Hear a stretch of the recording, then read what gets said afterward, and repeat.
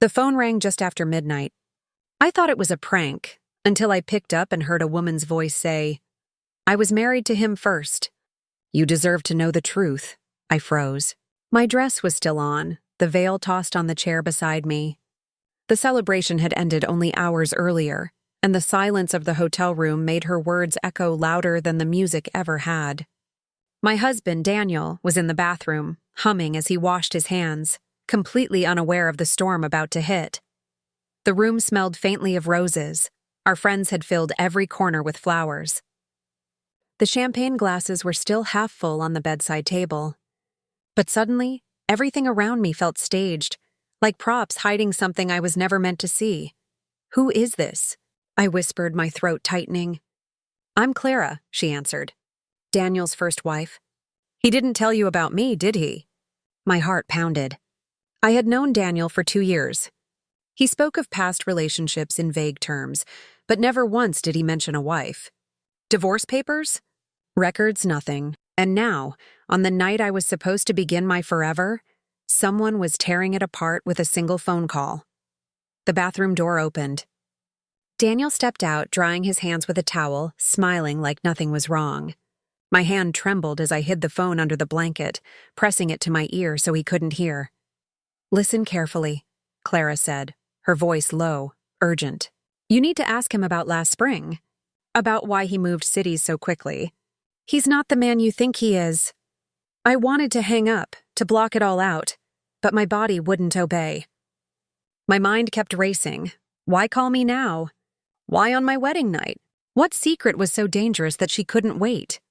"Who are you talking to?" Daniel asked casually, glancing at me as he reached for the champagne glass. I forced a smile, shook my head, and mouthed, "Just a wrong number." He nodded, relaxed, and sipped his drink. But my chest burned. Clara was still on the line, silent now, waiting for me to speak. I realized she was testing me, whether I'd confront him or play along. That night, I didn't sleep. I lay beside my new husband, listening to his calm breathing, while the words of a stranger, no, not a stranger, his first wife, looped in my head. And the worst part? Deep down, I already knew she wasn't lying. The next morning, Daniel acted like everything was normal. He ordered breakfast to the room, laughed about the drunken speeches from our friends, and kissed me gently on the forehead. But I couldn't taste the food. The phone call kept replaying in my head like a broken record.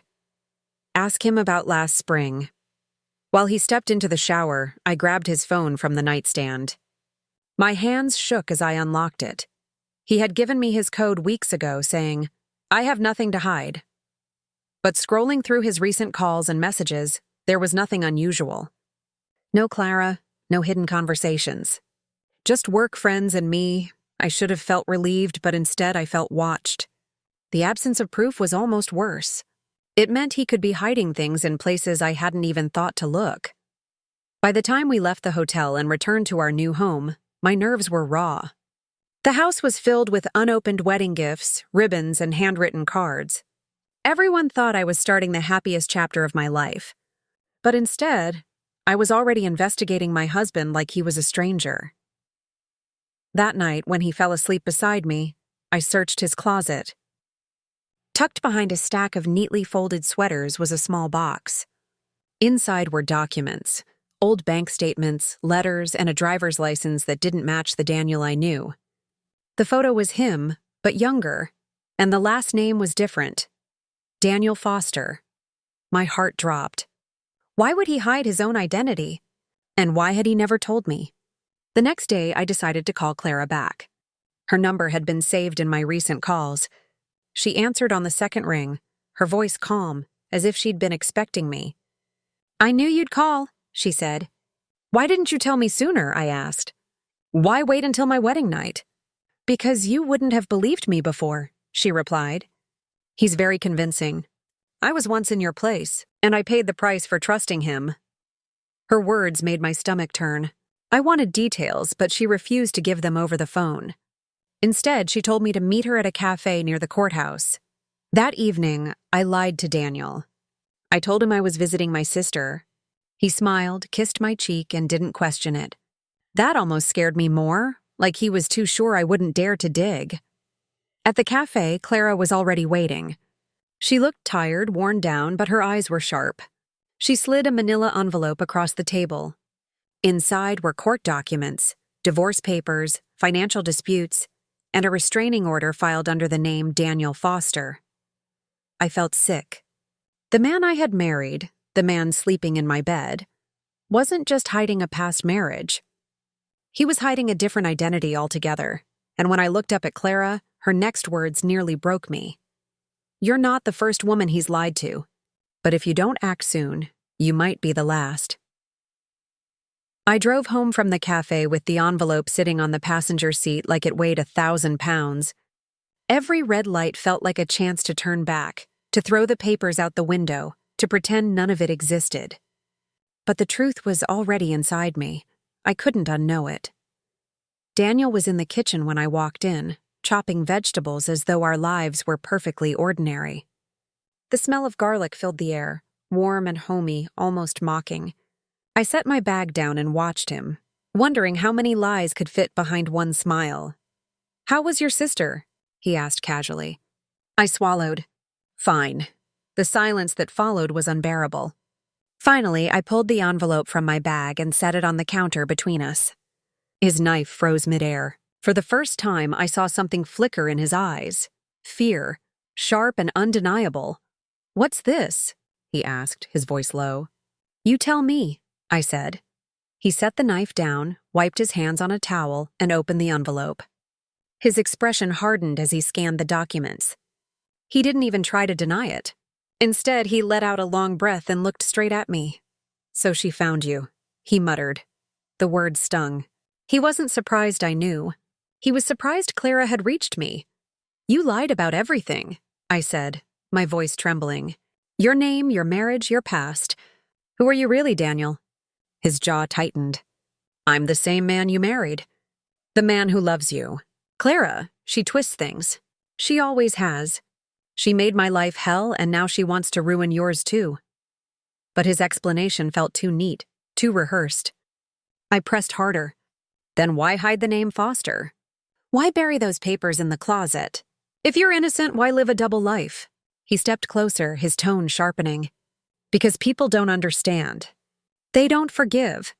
I changed my name to start fresh. I met you, and for once I wanted a life without shadows." His words almost convinced me. Almost. But Clara's warning echoed in my head. "If you don't act soon, you might be the last." I asked the question that had haunted me since the call. "What happened last spring?" He froze. That was all the answer I needed. He didn't speak, didn't move, just stared at me as if calculating whether to lie or tell the truth. Finally, he turned away, pouring himself a glass of water with hands that weren't steady. "Some things are better left buried," he said quietly. That night, I slept in the guest room. Every sound in the house felt amplified. The creak of the floorboards, the hum of the fridge, the faint sound of Daniel pacing in the hallway. I clutched the envelope under my pillow like a shield. By morning, I knew one thing. Clara was right. If I wanted answers, I couldn't wait for him to hand them to me. I would have to find them myself. And when I checked his phone again, I noticed something I had missed before, an upcoming flight confirmation. One way. Booked for the end of the week. Daniel wasn't planning to stay. He was planning to disappear. I didn't confront Daniel about the flight right away. Instead, I quietly copied down the booking number from his email. If he thought he could slip away without me noticing, he was wrong. Clara's warning had pushed me into survival mode. I needed to know exactly what he was planning. The following afternoon, while Daniel was at work, I drove to the courthouse. With Clara's help, I pulled the full records. What I found confirmed everything. 2 bankrupt businesses under his name, outstanding debts, and multiple lawsuits. He wasn't just hiding a failed marriage, he was hiding a pattern of running away. Every time things got difficult, he started over under a new name, leaving the women in his life to pick up the pieces. When I returned home, Daniel was already there, sitting on the couch with a drink in his hand. His suitcase was by the door. My chest tightened. He wasn't even going to wait until the end of the week. Going somewhere? I asked, stepping inside. His eyes darted to the suitcase, then back to me. Business trip, he said too quickly. Really? I pulled the printed documents from my bag and tossed them onto the coffee table. Because it looks like you're not coming back. His face went pale. He stood, trying to reach for me, but I backed away. Listen, he said, his voice almost desperate. It's not what you think. I just needed a way out. The debts, the mistakes, none of it matters now. You and we can leave together, I shook my head. No, you wanted to run alone. You wanted to leave me like you left her, like you left all of them. For a moment, the mask dropped. His charming smile disappeared, replaced by something colder, harder. You should have stayed out of it, he muttered. That was the breaking point. The fear I had carried since my wedding night transformed into anger. I picked up my phone and dialed Clara, putting it on speaker. Her voice filled the room. Clara, I said firmly, you were right. He was planning to leave me too. Daniel's eyes widened. He reached for the phone, but I pulled it back. No more lies, I said. It ends here. With Clara's testimony and the documents I'd gathered, I went to the authorities the next morning. The process was exhausting, humiliating at times, but it gave me clarity. I filed for an annulment, froze our joint accounts, and refused to let him drag me down with his debts. Weeks later, I sat in the same cafe where Clara and I had first met.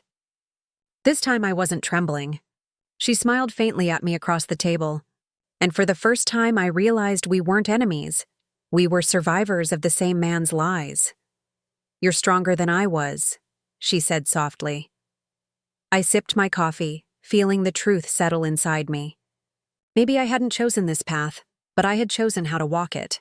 I wasn't just the bride who got a phone call on her wedding night. I was the woman who walked away before it was too late. And the twist? A week later, another woman called me. She had just gotten engaged to a man named Daniel Foster.